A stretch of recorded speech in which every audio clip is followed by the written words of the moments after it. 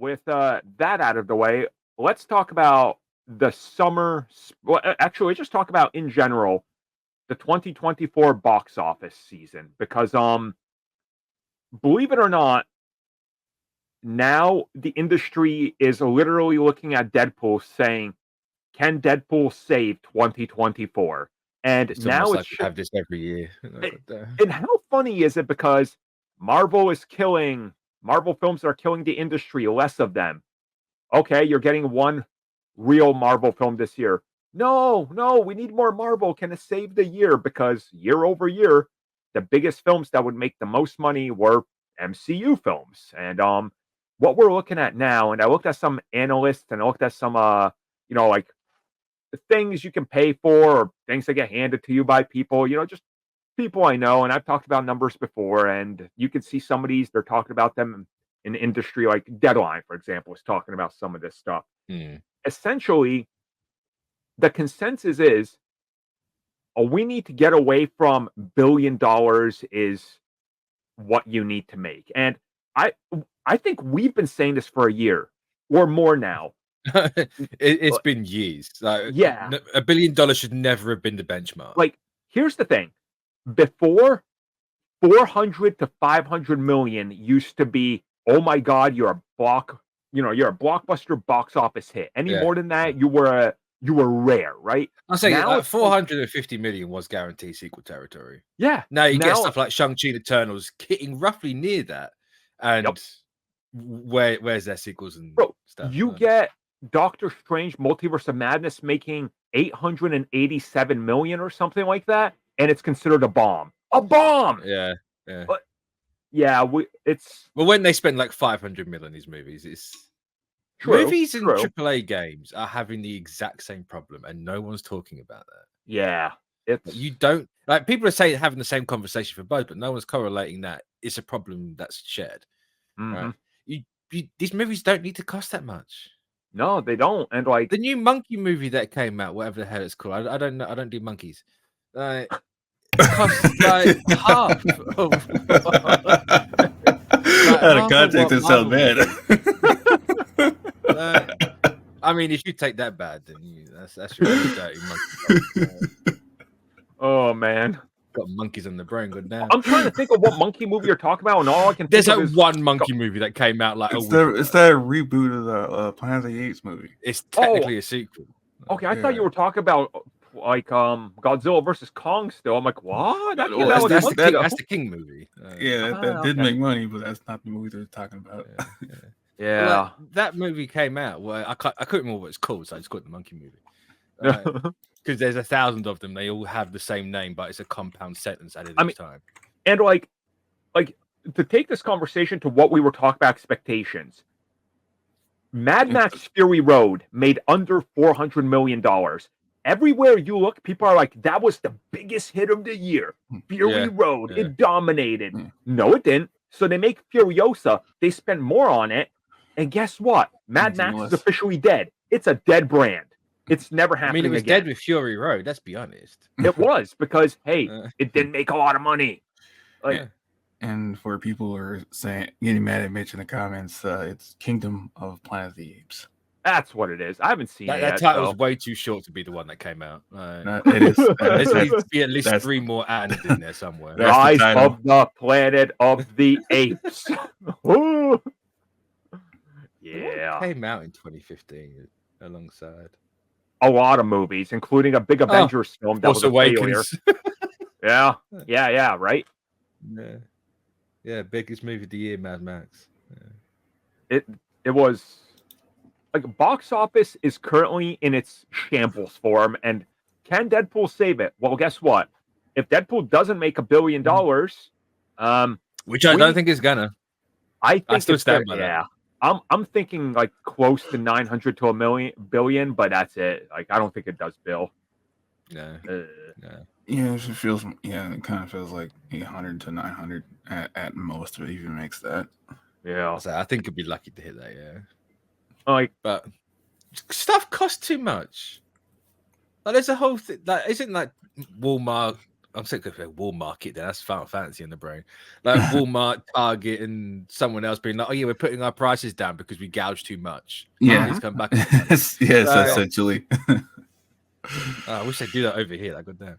But yeah, stuff just costs too much to have that same thing, and until that all goes down, and we're back to like 6 years ago, it's not gonna go back up.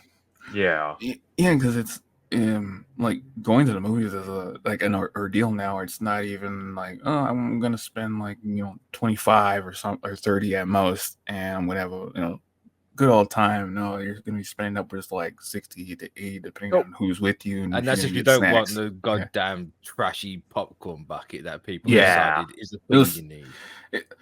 Especially like for the Deadpool and Wolverine bucket is like, it's not really funny because like no, because it's intentional. Yeah. They went out and tried to make a funny popcorn bucket, and it's the most generic, mundane idea they could have done.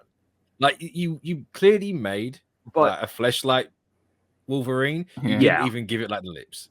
And like, why not have the sex doll lip on it? And like the thing with it is, like, you just know that exists, so every Deadpool cosplayer can walk around with it attached, like they do the boys, the Deep. Box. It's like that's what it's made for. And it's like, wow, low hanging fruit with that. But make no mistake about it, it's gonna sell out. So like it's gonna help theaters, right? Like I really hope it doesn't. Same. He's like, no, have the movie do good. That popcorn bucket should it deserves to be like the ET landfill, right? Like, just send them all away.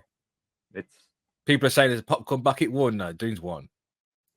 Marvel showed up with the spoon. Like Dune won. No, that was lame to say the least. So I don't know. Like looking at the summer this year, what's going to be the biggest box office hit? Probably Deadpool versus Wolverine, or Deadpool and Wolverine. How much is Dune made? 500 something, I think. I assume Deadpool and Wolverine is going to make more than that. Dune 2 box office. Let's look at this. Oh, never mind. That's internationally close to 500. 711. Woo! Oh, I think it's going to be close then. Yeah. It's going to be very close. Yeah. But it doesn't help as well. You have stuff. How much did they push The Fall Guy with Ryan Gosling? That movie was advertised everywhere. They pulled it in 2 weeks. A movie can't make money if you're pulling it in 2 weeks. And like, nothing against that film because I legitimately loved Fall Guy.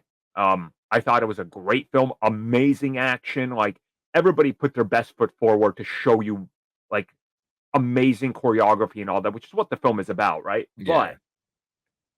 But that film screams of you were pushing for summer blockbuster billion-dollar hit you thought you were going to have. What you should have been aiming for is 200 million is going to make us happy. Yeah. But no. Well, with that movie is good choreography, but it's kind of sad because I think the budget was around like 125 to 150. Yeah, I'm looking at and it's made 147. Oh, Christ. It could have made more than that if you left it in at least another week, but no, you had to pull it after 2. Because we have to get it on streaming, so we haven't got to pay residuals or anyone else. And like, what gets me is like David Leitch, who directed the film, from John Wick to Atomic Blonde, and Atomic Blonde is a film dude, that film to me is amazing. Like he did Deadpool 2 and Fast and Furious, Hobbs and Shaw, one of the better Fast and Furious because it's just so dumb. He did Nobody, Bullet Train. Like the dude has a pedigree to him, but again, if you look at everything I just listed, it's perpetual. They're not big numbers. Exactly. And perpetual budget increases, but they don't make their money back. Like, we just go back to the budgeting problem and why people should look at the Monkey movie to realize you haven't got to spend that much. I wish somebody could sit Kevin Feige down and be like, remember your humble beginnings where Captain America and Thor cost 130 million and they're legitimately great movies? How about you go back to that and not reshooting and re-CGing the entire film 6 months before release that triples the budget? Like, that's part of the problem. Someone's probably trying to, but they can't get through the rotating door of Blade Writers. My heart! My soul. God damn it. Yeah, You there's went too many straight people for my going in and out. jugular. Just too many people. Like half of Hollywood's going in and out of that man's office. You know, like that Abe Simpson walks in, puts the hat, grabs and walks out. It's Yeah. that, but just mirror that and like duplicate it 1,000 times, and that's Feige's office with Pretty Blade. much, yeah. Yeah. Oh, that's bad. I hate it. I hate it in this world. And that's another Oh. problem. How is Blade? He's a vampire man.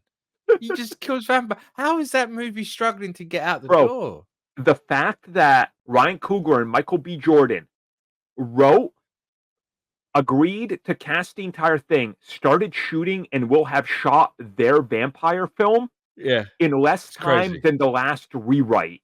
What is happening? Like, I don't care what happens. Just get rid of everybody. Be like, hey, Coogler, can we just buy this off you and make this Blade? Like, I don't care anymore. Just gonna CGI Ali's face onto Michael B. Jordan. Yeah, look. I mean, they did it with The Rock for Black Adam, apparently. So why not? God. Egomaniac at his best. Oh man. Yeah, what a time. What a time. Hollywood is in shambles. The big studio heads are, yeah. I think people making movies are fine, but yeah. It's Jover for more than just one person. Jover for all of them. All of them. So I think it's Jover for most people, to be fair. Yeah. Any closing comments on this before we move on from disastrous box office and film industry? I mean, I'm not looking forward to the day there's no movies, but yeah, we're not far off having no industry because white boys need money.